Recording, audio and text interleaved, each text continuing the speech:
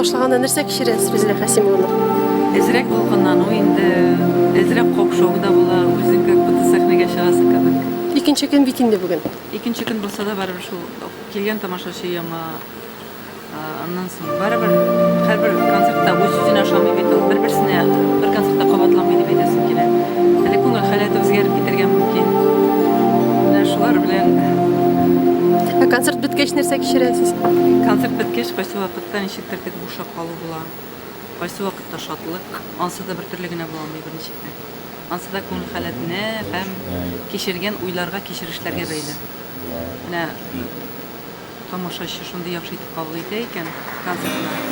Әлбәттә ул миңа да кабула. Әгәр дә ул кадәр булмый икән инде, ансы да миңа кабула.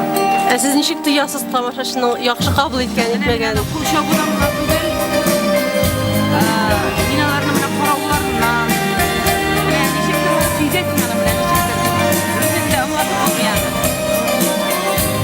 Менә Рәсилә хәзер концертны башлап җибәрде. Бик матур чыккан Алла була.